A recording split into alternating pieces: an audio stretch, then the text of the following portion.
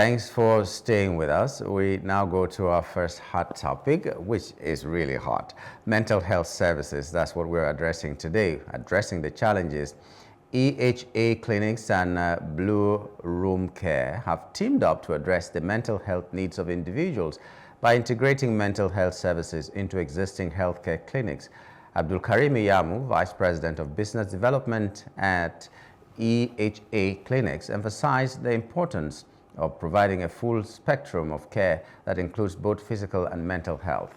This partnership aims to create a seamless healthcare experience for individuals seeking support in both areas.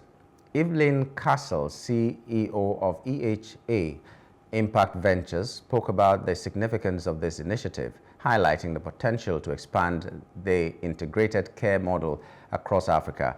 By combining Blue Room Care's mental health expertise with the clinical infrastructure of EHA clinics, the partnership aims to enhance access to mental health services throughout the continent, ensuring more people can access the care they need.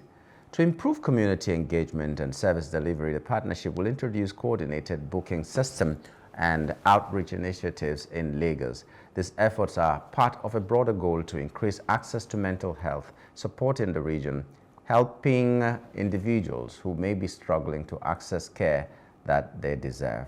Our guest this morning is Olakunbi Oyedele, Executive Director, Living Vines Mental Health Foundation. Good morning and welcome to the program. Good morning. Thank you for having me. We cannot overemphasize the importance of mental health care, and we would like to just walk us through how important it is, especially in Lagos State. Well, thank you so much for having me. The need for mental health is very, very critical. Like you said, I'm very glad, first of all, for the innovation and the platform, the merger. So I'm very glad for that. But mental health is very critical. We see that every day with the number of people that we're servicing in our organization. We see that there's a cause of not just the economic climate, which has also increased the mental health challenges. We see that with kids at school. We see that in people having the suicide risk has actually gone high. We see that mostly on the news, where we see that a lot of people, people are actually attempting suicide. But with that also comes, want to applaud that there have been a lot of rise, and there's been a lot of talk about mental health, and now the need now. So people are understanding the need for mental health services. So I want to applaud, the government and also people, private organizations coming together to say, okay, this is a big challenge, and we're hoping to come together to fight it. So there's been a shift in the awareness of mental health services, the need for mental health care in Nigeria. Okay. Now, this measure, what do you think will be the outcome? How much better do you think mental health care will be with this measure and measures of this kind that may come up in the future? I think that this will actually be great, right? Because we actually need in person. The virtual is good, but the ability to have a in-person clinic where people can come in to receive services would definitely provide access to people to come in and provide services. But I hope that this partnership doesn't just center on just private individuals that can, pay for mental health services, because there are a lot of people that are underserved that need mental health services, and they are currently, and they also need it. So we need to figure out how we can go to more of the rural areas and more of the underprivileged areas so that they can get services. But I guess this is one of the beginning stages. Like, we're understanding that people need mental health services. So I think it would really help a lot of people to go in and provide, and also reduce the stigma, right? I heard in what you had read, you had said that they were going to have more outreach services. They're going to tell people about what the need for mental health services. So it would definitely reduce the stigma. And when people see that I don't because I need mental health doesn't mean that I'm crazy. I just need somebody to help me. That would increase people's capacity to come out and say, "Hey, I'm struggling and I need help." So the more we have structures and mergers and clinics that people can come in, the less, hopefully we'll see reduction in suicide, reduction in substance use, and reduction in the stigma. Right, people are able to come out and say that they need help. So this is a very great, welcome development, and I'm hoping that people would take advantage of this and utilize the services that are being provided. Okay, you've mentioned something that has taken me to a question I should have asked you earlier on. Uh, who are the people who really need mental health care? Because, when you talk about mental health, like you've rightly said, there's stigma and all that, because people usually think of, let's go to the market and see those people who are gleaning from the dustbin, from all these kinds of places. They stack, well, let me not use the word that may not be acceptable nowadays, but you know, we have a particular kind of people that we think should seek mental health care, and that may not be 100% true. So, who are the people who need this mental health care, so that some people who fall into that category but do not know that they should access these things will know now? All right, thank you for that's a fantastic question. And first of all, I want to say this that mental health, everybody has mental health, but not everybody has mental illness. So I think there's a difference between that, and we need to understand that. Like, of course, our mental health evolves the way that we think, our behavior, our thinking, our mind, our emotions, right? So we all have mental health. Mental illness is when you have had symptoms such as maybe feeling depressed, sad, prolonged, right? When you've had an illness where it's prolonged, where you're feeling sad, depressed, anxious, when you're not your normal self, when your thinking is affected, negative thinking, and which can be caused by several factors, right? For example, the stress is one of the factors that can lead to mental illness. For example, people that have been under very prolonged stress, and it can be situational, it can be environmental. And so those are some of the symptoms. So symptoms include, for example, like I said, feeling, for some people, they might, let's start with diet. For some people, they might eat a lot, or some people might not even, they might restrain from eating. For some people, it's isolation. They feel like they're isolating, they're not themselves, they're not socializing the way that they used to, or they're not interacting with people the way that they used to. For some people, it's constant worrying, anxiety, feeling like they're not themselves.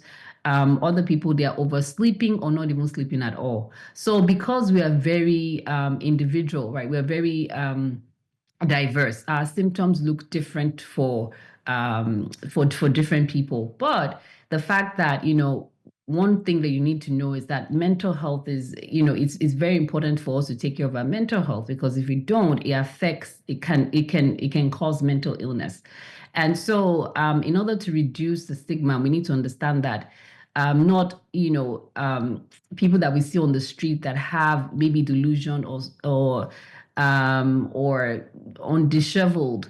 Those are mostly most people that are like that are typically maybe have schizophrenia, but people that are going through mental illness, the people that are high functioning and they're going through mental illness, they are able to go to work, they're able to do everyday life, but they know that they're highly stressed. They know that there's maybe after they get back home, they're crying, they're not themselves, they're isolating, they're not eating right. Those are signs and symptoms. Those are things that those are signs and symptoms that need to be taken seriously. And then you need that those are steps that you should take. There are steps that you should take that you need somebody to talk to. And talking to a therapist that is trained, that is trauma informed, or that is equipped, will give you the opportunity to address certain things that you might not be comfortable talking to other people. So please, there is a need for people to assess themselves and say, hey, how have I been feeling? How have I been feeling and I've been feeling out of myself, or not feeling out of place for past few days or a week. For depression, it has to be 14 days, 14 for 2 weeks for you to be feeling for you to be diagnosed with clinical depression, and that, for you to come in and say, okay, I need help. But so it is very important for us to understand that people that we see on the street, um, not everybody, right? Everybody might look, a lot of people might look normal and look like they're not struggling, but that doesn't mean that they don't have any mental illness or even stress, and they need people to come and help them. Okay, well, you're stressed, seek help. You are not feeling yourself, seek help and all that. Okay, but another thing following that is let us know how much how much normal the people can be after therapy, for instance, because the hardest thing as far as I'm concerned is trying to prove to people that you do not have mental illness. The more you talk Right. about it, the worse people think about you. Oh, this is because he has it. This is because. So reintegration into society and all that is a difficult thing. So how much progress can be made, and how normal can the person return to when after seeking help at a mental facility? Well, it depends on what exactly it is that is going on with the person, right? We have different ranges and different things, different diagnoses. And also, it depends on how the person engages with treatment, right? So, if the person consistent with treatment, is the person constantly, seeking help and following the treatment goals. So we try to personalize the goals of the person based on what they want to achieve, right? Person centered. We ask them what they want to achieve. And then with the therapist, will sit down and say, okay, this is what are your goals? And then we try and draft a treatment plan based on what the person needs to achieve. So after that, the person, of course, we're hoping that after you've come in for several sessions and you've been able to receive the help that you need and you're using the tools required, you should, depending on what exactly the issue is, you should be able to feel better. Like I said, depending, it's very, very individual, right? And sometimes some people need medication in order to to boost and to support them through their treatment. And so a lot of people are receiving therapy actually, and they see the benefit of it. They see, for some people, is maybe right away. They're able to just talk to someone and they're able to resolve and identify the challenges and resolve it. And for some people, they need that prolonged services, because the thing that they're dealing with they've been dealing with it for a long time, and so they need they need somebody that is really, that can help them for a longer time. So there's no one size fits all when it comes to treatment. The same way, like a medical diagnosis, there's no one size fits all. Depending on how your body is different, your mind is different. Everybody is very individual. So we have to tailor the treatment based on the goals of the person, and what the person wants to achieve. So it's very, very individualistic and hard to kind of define. And that you're coming into treatment, have to know what your baseline was, so that we can try as much as possible to get you to as normal as possible. So it's very individual. It's very These are for people who, individualistic. these are for people who know themselves that they are facing one condition or the other and they need some therapy. What about the people who may be brought because they, like you said, they could have schizophrenia or some other things? And what is the rate of recovery for this kind of people? Well, with schizophrenia, it depends, because, like I said, with schizophrenia, you probably need medication. You need a psychiatrist to help you with that, right? So if you go to the clinic, you need medication to help you adjust that. So medication in conjunction with therapy. But with schizophrenia, it's probably lifelong, and so you definitely need to continue to use your medication and use supportive therapy to help you address those things. So there are different ranges of medication. There are different kinds of therapy that you would need. So, but mostly when you start using medication, delusions and hallucinations should be some of the symptoms that you will see that would stop right, earlier than the other. And depending, like you said, you don't have to structure what the person needs. What exactly is the person? What are the symptoms? So there are things that medication can address quickly, and there are some things that therapy can address, like the emotion, the thoughts and stuff, and that might take time.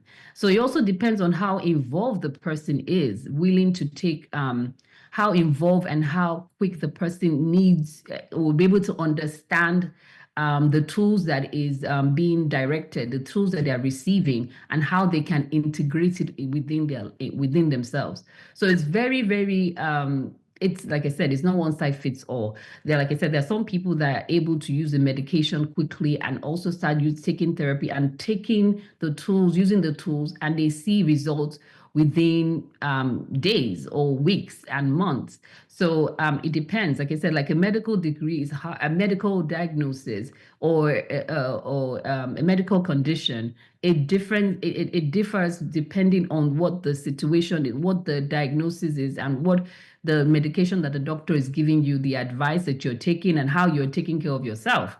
And there's also the need for self-care, right?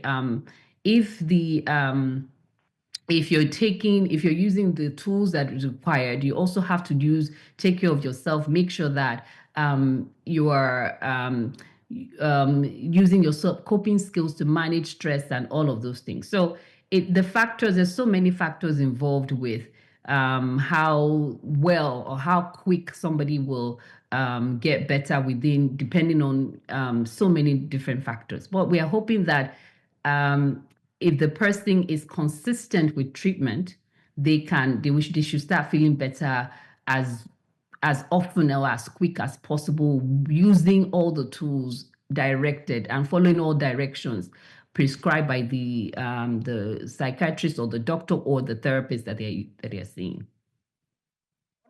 What I was actually driving at was the fact that people need to know if even these people who are roaming the street still have hope to live a normal or near normal life. Because in most cases, families and friends just abandon them that, okay, you are already at this stage, there's no hope for you, and they don't want to do anything. That's what I was driving at. So it means that these people actually have hope.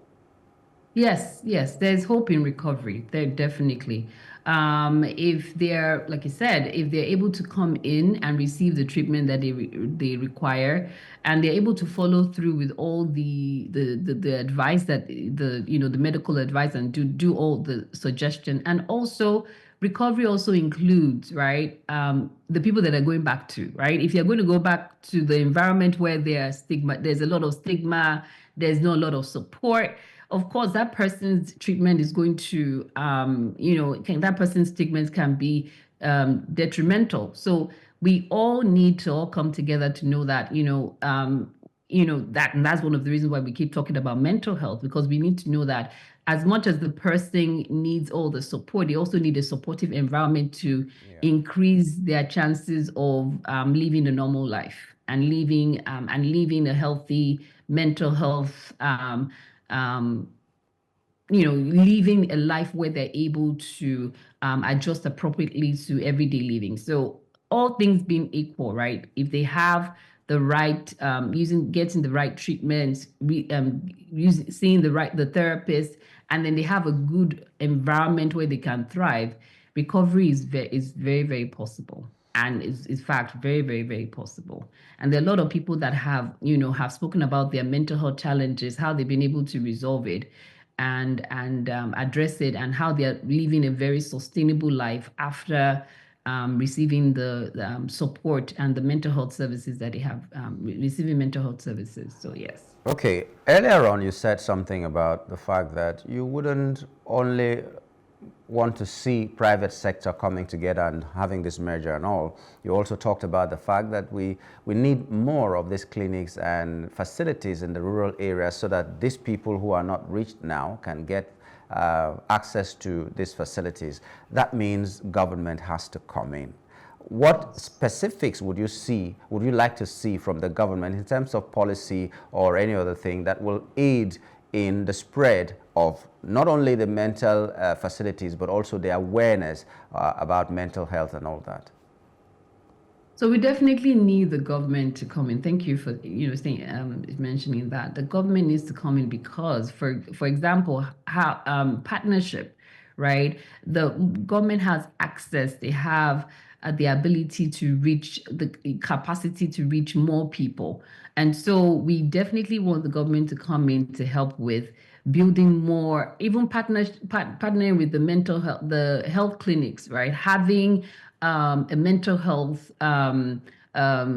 officer in the clinics, in the healthcare centers, so that people have access to receiving therapy and understanding what mental health is. So we can start from there because we already have mental health, the healthcare centers.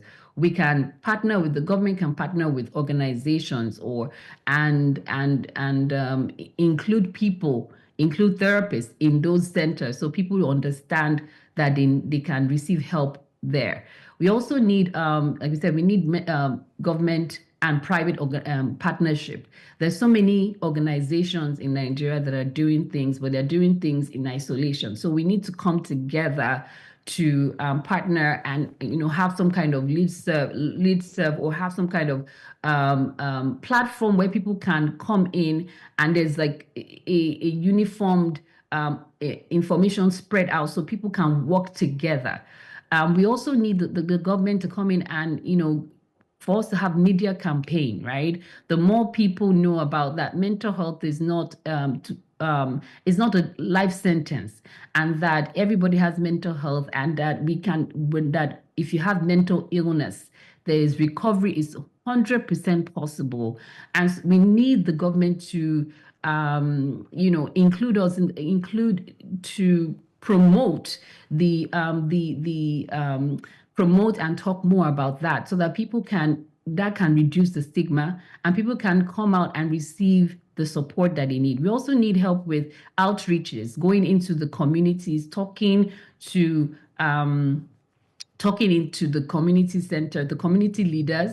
We need the community leaders to be involved, because they have access to people that to the general public. We need partnership. Another thing that we need is the educational sector to be united with the government, because we need trained therapists, and there are a lot of psychology students or social workers that are not practicing social work because, Okay. and Okay, they probably let would me come because in the there. training. Let me come in I'm so, there. I'm just, this is a final question, unfortunately, but it will be like a double header. You find out that in Nigeria, the services that should be rendered by these people that you're mentioning, psychologists and other therapists that could have been in that sector, are rendered by pastors and imams. Is it a product of lack of the manpower? And that's one on one hand. On the second hand, is it possible for people like this who are already doing it, even though they should not be doing it, to be trained as well? Because we are in this situation. Can we train them as well, just like in the other, like in maternity health, we have the TBAs, the traditional birth attendants, that can also be trained in cases of emergency and all that. So is it also possible to train these people? Do you think that would be one of the solutions that we can, like the hanging fruits, or how do they even say it, just the one that is available to us now? As in, I think you answered you answered the question. That yes, training is definitely important, and like you said, we have people, and I don't think imams and doctors pastors are not fully equipped, because they can, yes, they might not have the traditional the kind of education that is required, but they can still help. They can be a source of referral. So yes, first of all, there's a need for training. There's a need for training for pastors and just even the community leaders to understand what mental health is and how to refer people to the people that are trained. Like I said, there are a lot of psychology students. There are a lot um, of um, of social workers that need more training so that they can meet, because the gap is so huge that we have so many people that don't even, like you said, they don't even know they have mental illness and need the support. So we need the education system to step up, train people so that they can fill in the gap. But we also need to go into the communities and work with all the traditional rulers, the pastors, and train them to have mental health first aid. So they know, they are aware, they can not so that they can do the in-depth therapy, but so that they can be aware, okay, this is what they need, and they can provide like first aid and then refer to appropriate the trained professionals who can continue with care, like, like 911, right? The paramedics come in and they're able to do like the first aid treatment, and then they take you to the hospital to continue with the care that you need. So we do need that. We need people that are trained. We need to train the society. We need people that are advocates. We need people that are even peer recovery, people that have gone through mental health themselves, or mental health challenges, or even substance use challenges, and are able to use their experience to help other people. Those are people that we need as well. So there's a huge need, and there's a huge a gap that needs to be filled. And I believe that the government has a big role in doing that. The pastors and imam thing should be a very urgent thing, because a lot of these people will tell you when you're having a mental breakdown is that your family member is doing this and that to you. But I'm sure that you, as a head of a foundation, you're involved in advocacy and all that. So take that to consideration and speak to the people who need to listen. Let this thing be a matter of urgency. Let these people be educated enough to know that not everything comes from village people, and they will start to do their job that you think they are capable of doing, especially with a little bit of training. But unfortunately, this is where we have to wrap it up. Olakunbi, we'd like to thank you for your time this morning. Thank you so much for having me. Thank you. Yeah. Okay, we've been talking with Olakunbi Oyedele, Executive Director, Living Vines Mental Health Foundation. We were looking at mental health and its challenges. We're going to take a short break. When we return, we'll be looking at Lagos Assembly crisis. Stay with us.